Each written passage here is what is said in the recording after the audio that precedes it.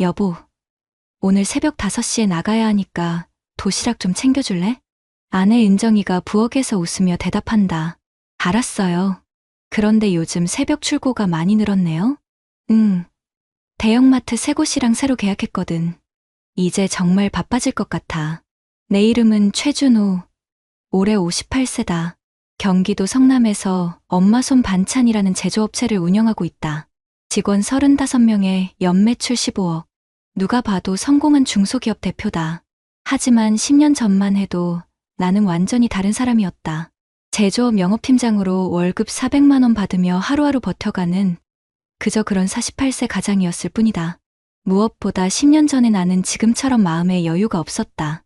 늘 불안하고 짜증이 많고 세상 모든 게 내 뜻대로 안 된다고 투덜거리던 사람이었다. 그런 내가 이렇게 바뀐 계기가 있다. 아니, 정확히 말하면 내 인생을 송두리째 바꾼 사건이 하나 있었다. 2015년 10월 설악산에서 벌어진 그 일 말이다. 권태기에 빠진 23년 결혼생활. 그때 나는 전 아내 미경이와 결혼한 지 23년째였다.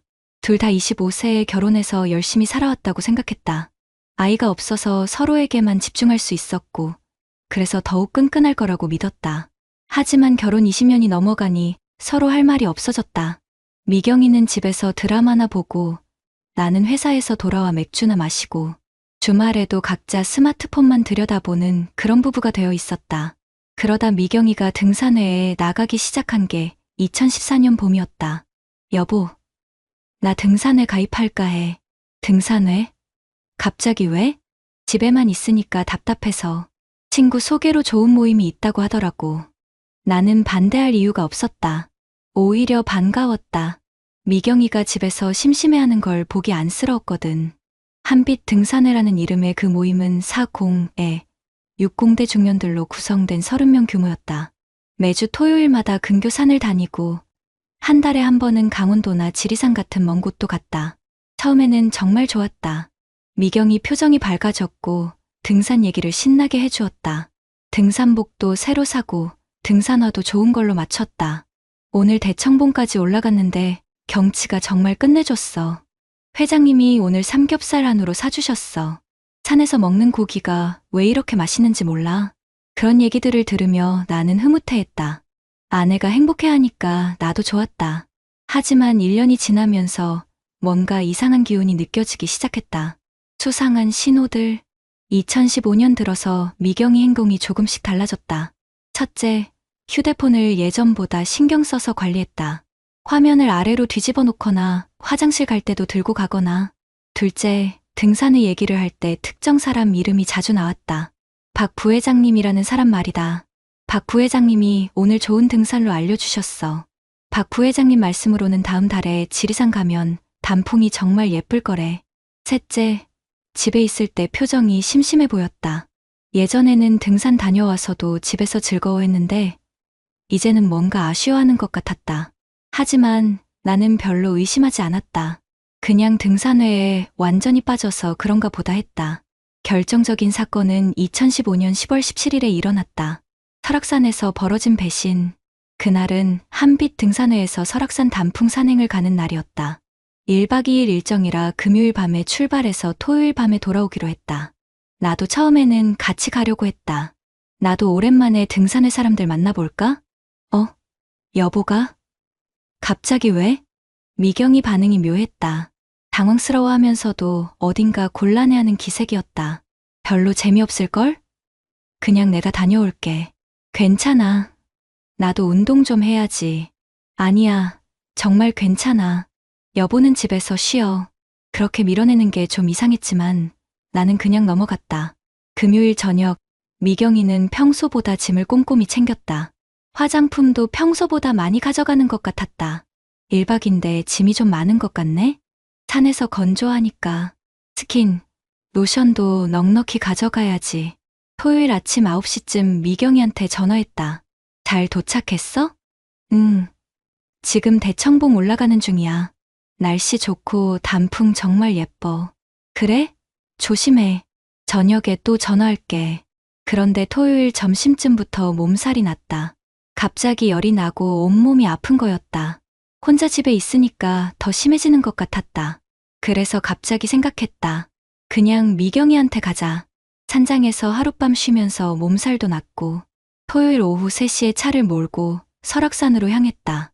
미경이한테는 깜짝 놀래주려고 연락하지 않았다. 그 순간 설악산 주차장에 도착한 건 오후 5시쯤이었다. 한빛 등산회가 묵기로 한 산장은 대청봉 아래쪽에 있는 작은 펜션이었다. 산장 운영자가 그 유명한 박 부회장이었다. 산장에 도착했을 때 다른 등산회 회원들은 보이지 않았다.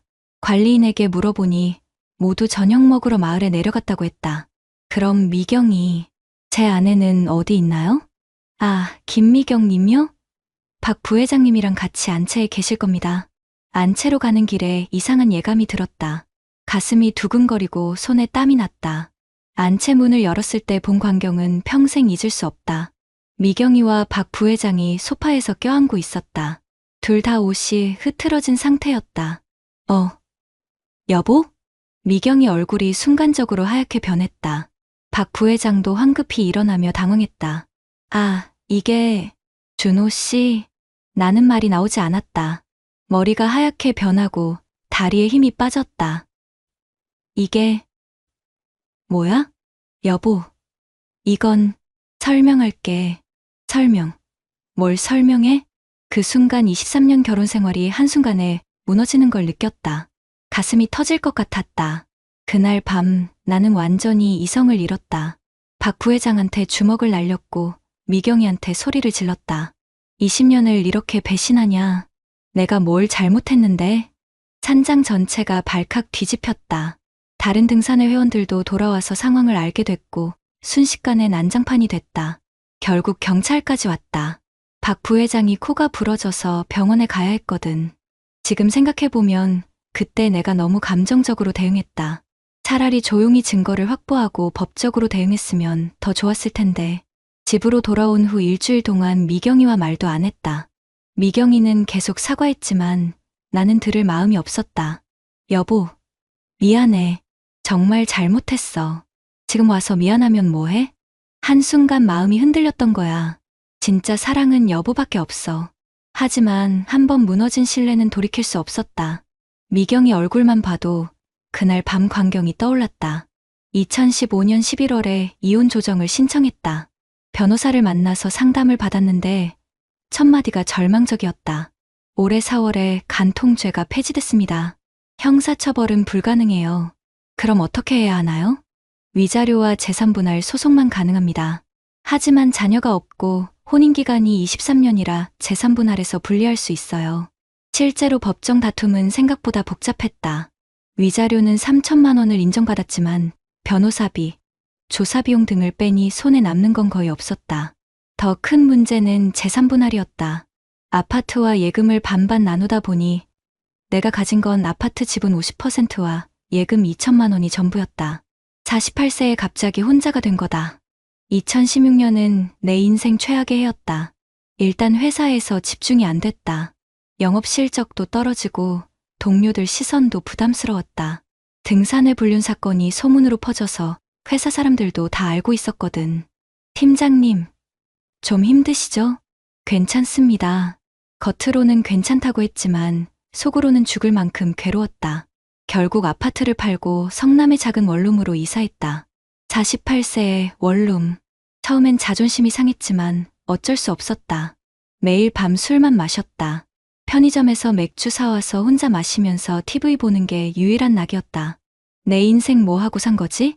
이제 뭘 해도 의미가 없어. 그런 생각만 들었다. 회사 동료들이 가족 얘기할 때마다 심장이 아팠다. 어떤 날은 미경이가 보고 싶어서 미칠 것 같았다. 23년을 함께 산 사람이 갑자기 없어지니까 공허함이 말로 표현할 수 없었다. 그래서 몇 번 전화하기도 했다. 미경아, 응? 준호야? 우리 다시 해볼까? 하지만 받은 대답은 언제나 차가웠다. 준호야, 이미 끝났어. 서로를 위해서 새로 시작하자. 2017년 1월, 신정 연휴에 혼자 원룸에 앉아 있는데 갑자기 깨달았다. 이렇게 살다가 죽을 거야? 그때 내 나이 49세. 아직 10년은 더 일할 수 있는 나이였다. 미경이는 이미 다른 사람이고 나는 여전히 여기 서 있잖아. 그날부터 술을 끊었다. 대신 운동을 시작했다.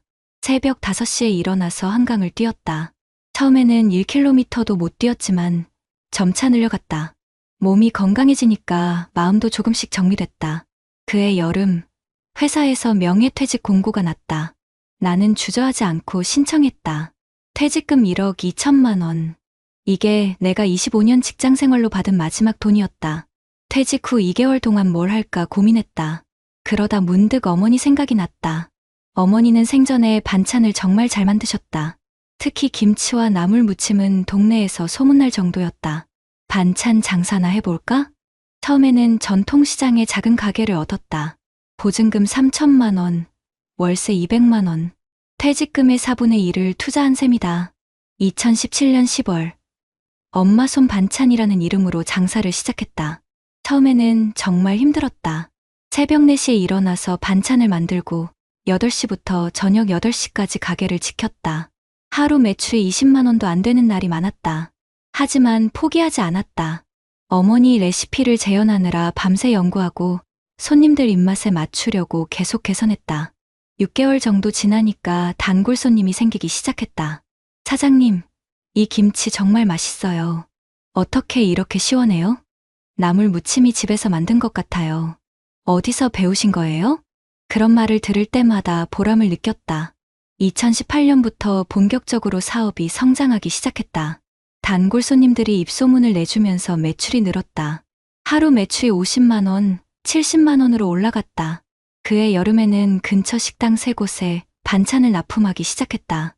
대량 주문이 들어오면서 혼자서는 감당이 안 됐다. 작은 공장을 얻고 직원 2명을 뽑았다. 아주머니들이었는데 반찬 만드는 솜씨가 좋았다. 2019년에는 대형마트와도 계약했다. 이마트 성남점에 김치와 나물무침을 납품하기 시작한 거다. 매출이 월 3천만 원까지 올랐다. 순이익률이 30% 정도 됐으니까 월 순이익이 1천만 원. 직장 다닐 때보다 훨씬 많이 벌었다. 더 중요한 건 일에 보람을 느꼈다는 거다. 내가 만든 반찬을 먹고 사람들이 행복해하는 걸 보면 뿌듯했다. 2019년 가을, 운명적인 만남이 있었다. 대형마트 납품 관련 회의에 갔는데 거기서 박은정 씨를 만났다. 마트 식품부 팀장이었다. 반찬 품질이 정말 좋으세요. 고객 만족도가 높아서 추가 계약을 논의하고 싶어요. 처음에는 순전히 업무 관계였다. 하지만 몇 번 만나다 보니 서로 편해졌다. 은정이는 이혼한 지 3년 된 45세 여성이었다. 아이가 없어서 나와 비슷한 처지였다. 사장님은 어떻게 반찬 사업을 시작하시게 됐어요? 길고 복잡한 사연이 있어요. 그렇게 조금씩 서로 얘기를 나누게 됐다. 은정이는 좋은 사람이었다. 따뜻하고 이해심 많고 무엇보다 나를 있는 그대로 받아들여줬다. 2020년 봄, 나는 은정이에게 정식으로 교제를 신청했다. 저와 사귀어 주시겠어요? 네, 좋아요. 52세에 찾은 2번째 사랑이었다. 은정이와 1년간 교제한 후 2021년에 재혼했다. 조용한 결혼식이었지만 진심으로 행복했다. 신혼여행으로 제주도에 갔는데 미경이와의 신혼여행 때와는 완전히 달랐다. 23살에 했던 첫 결혼은 그냥 해야 하는 거라고 생각했다면 이번엔 정말 사랑해서 하는 결혼이었다. 여보, 이렇게 행복해도 되나요? 당연하죠. 우리 이제 정말 행복하게 살아요. 은정이와 함께 사업도 더 크게 발전시켰다. 은정이가 유통업계 경험이 많아서 많은 도움이 됐다. 2022년에는 공장을 이전하고 직원을 15명으로 늘렸다. 2023년에는 롯데마트, 홈플러스와도 계약했다. 현재 직원 35명에 연매출 15억. 중소기업으로는 나름 성공한 편이다. 그런데 몇 개월 전에 뜻밖의 일이 있었다. 은정이와 함께 백화점에 갔다가 미경이와 마주친 거다. 준호야? 미경아. 오랜만이야. 10년 만에 보는 미경이는 많이 달라져 있었다. 야위어 보였고 어딘가 지쳐 보였다. 잘 지내? 응. 그냥 준호야는 사업 잘 된다며? 누가 얘기해줬어? 공통 지인이 있잖아. 반찬 사업 크게 한다던데. 어색한 대화였다. 은정이는 배려심 있게 먼저 자리를 피해줬다. 미경이와 30분 정도 카페에서 얘기했다. 그동안 어떻게 지냈어? 처음에는 박 부회장이랑 살려고 했는데 그 사람이 결국 원래 부인한테 돌아갔어. 그래? 그 후에 다른 사람들도 몇 명 만났는데 다 잘 안 됐어. 지금은 혼자 살고 있어. 미경이 목소리에 후회가 섞여 있었다. 준호야, 그때 정말 미안했어. 내가 너무 어리석었어. 이미 지난 일이야. 너는 정말 잘 된 것 같아서 다행이야. 새 부인도 예쁘시더라. 그 대화를 나누면서 이상한 감정이 들었다. 미경이에 대한 분노나 원망은 전혀 없었다. 오히려 안쓰러운 마음이 들었다.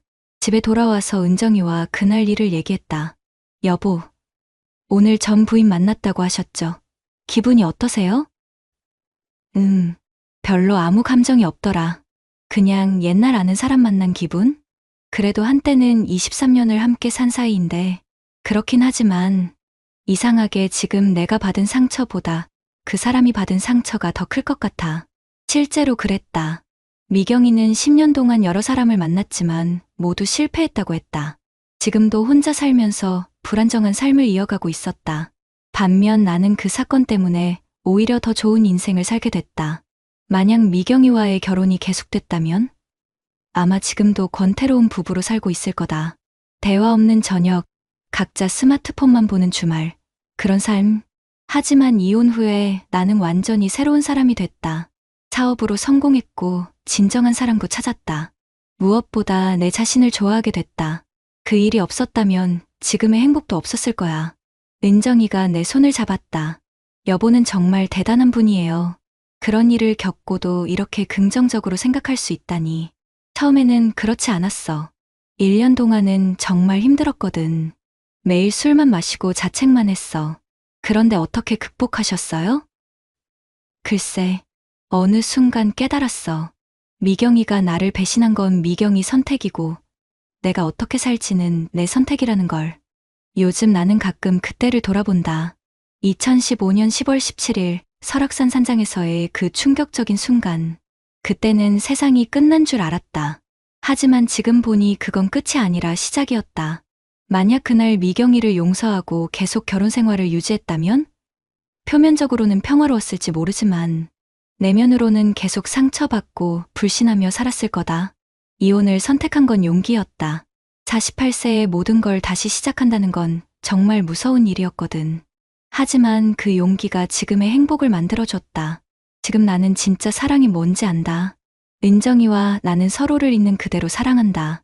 과거도 단점도 모두 포함해서 또 일의 보람도 안다. 내가 만든 반찬으로 사람들이 행복해하는 걸 보는 기쁨. 직원들과 함께 성장해가는 즐거움. 무엇보다 나 자신을 좋아하게 됐다. 예전엔 항상 부족한 사람이라고 생각했는데 이제는 내가 괜찮은 사람이라는 걸 안다. 요즘 나와 비슷한 처지의 중년 남성들을 가끔 만난다. 아내의 불륜으로 고생하고 있는 분들 말이다. 그분들한테 꼭 하고 싶은 말이 있다. 절대 포기하지 마세요. 물론 처음에는 죽을 만큼 괴롭다. 나도 그랬으니까. 밤마다 술 마시면서 내 인생 왜 이렇게 됐나 자책했다. 하지만 그 고통은 영원하지 않다. 시간이 지나면서 조금씩 아물고 어느 순간 새로운 시작을 할 수 있는 용기가 생긴다. 중요한 건 그 시간을 어떻게 보내느냐다. 술로 도피하지 말고 자책하지 말고 미래를 준비해야 한다. 새로운 사업이든 새로운 취미든 새로운 관계든 50대는 아직 늦지 않다. 나는 49세에 사업을 시작해서 지금 58세에 이 정도 성공했다. 52세에 재혼해서 지금 더 행복하다. 며칠 전에 인터넷에서 재미있는 통계를 봤다. 재창업자의 5년 생존율이 73.3%라고 한다. 일반 창업자는 27.5%인데 말이다. 왜 그럴까? 실패를 겪어본 사람이 더 신중하고 현실적으로 접근하기 때문이다. 중년 남성의 재혼도 마찬가지다. 이혼을 겪어본 사람이 두 번째 결혼에서는 더 노력한다. 상대방의 소중함을 알기 때문이다. 나도 그랬다. 미경이와 결혼할 때는 당연한 거라고 생각했다. 하지만 은정이와 결혼할 때는 정말 감사한 마음이었다. 첫 번째 사업도 마찬가지다. 직장 다닐 때는 월급만 받으면 된다고 생각했다. 하지만 내 사업을 할 때는 정말 간절했다. 그 간절함이 성공으로 이어졌다. 가끔 미경이 생각이 날 때가 있다. 원망이나 그리움이 아니라 그냥 궁금함이다. 지금 어떻게 살고 있을까? 행복하게 살고 있으면 좋겠는데, 정말 그렇다. 이제는 미경이도 행복했으면 좋겠다. 미경이도 그때 나름 힘들었을 거다.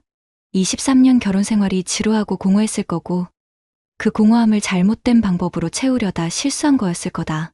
물론 그 실수 때문에 나는 큰 상처를 받았다. 하지만 그 상처가 지금의 행복을 만들어준 거니까 결과적으로는 고마운 일이다. 미경이도 언젠가는 진정한 행복을 찾을 거라고 믿는다. 시행착오를 겪겠지만 결국에는 자기 길을 찾을 거다. 요즘 은정이와 함께 새로운 계획을 세우고 있다. 내년에는 공장을 더 크게 확장할 예정이다. 경기도 이천에 2,000평 규모 공장을 짓고 직원도 100명까지 늘릴 계획이다. 여보, 우리 목표가 연매출 50억이죠? 3년 안에 달성해보자. 또 5년 후에는 은퇴해서 함께 여행을 다닐 계획도 있다. 유럽 한 달 여행 어때요? 프랑스, 이탈리아, 스페인. 좋지. 그때 되면 우리 나이도 적당할 거고. 이런 계획들을 세울 때마다 행복하다. 함께 미래를 그려갈 사람이 있다는 게 얼마나 큰 축복인지 모른다. 오늘 아침에도 새벽 5시에 일어나서 공장에 나왔다. 직원들이 출근하기 전에 미리 와서 하루 일정을 확인하는 게 습관이다. 공장에서 김치 만드는 소리, 나물 무치는 소리를 들으면서 생각했다. 내가 정말 행복하구나. 10년 전 설악산에서 그 충격적인 광경을 목격했을 때는 정말 세상이 끝난 줄 알았다. 하지만 지금 보니 그건 끝이 아니라 새로운 시작이었다. 만약 누군가 나에게 묻는다면 그때 일을 후회하세요? 나는 이렇게 대답하겠다. 전혀 후회하지 않습니다. 오히려 감사합니다. 그 일이 없었다면 지금의 나는 없었을 거다. 성공한 사업가도 사랑스러운 아내도 무엇보다 지금의 이 행복도. 인생은 정말 신기하다. 가장 힘든 순간이 가장 큰 전환점이 될 수 있다는 걸 배웠다. 그리고 중요한 건 나이가 아니라 마음이라는 것도. 나는 58세에도 여전히 꿈이 있다. 사업을 더 키우고 싶고, 은정이와 더 많은 추억을 만들고 싶고, 더 의미 있는 일을 하고 싶다. 혹시 이 글을 읽는 분 중에 나와 비슷한 상황에 있는 분이 있다면 꼭 기억해 주셨으면 좋겠다. 지금이 끝이 아니라 시작입니다. 50대도 60대도 충분히 새로운 인생을 살 수 있습니다. 가장 힘든 순간이 가장 큰 기회가 될 수 있습니다. 나는 앞으로도 계속 도전할 거다. 나에게 남은 시간이 얼마나 될지 모르지만 그 시간을 의미 있게 살고 싶다. 그리고 언젠가 내 인생을 돌아봤을 때 이렇게 말할 수 있기를. 정말 값진 인생이었다. 구독자님들, 오늘 사연 댓글로 공유해 다른 분들과 함께 의견 나눠보세요. 저도 읽어보며 소통하겠습니다. 내가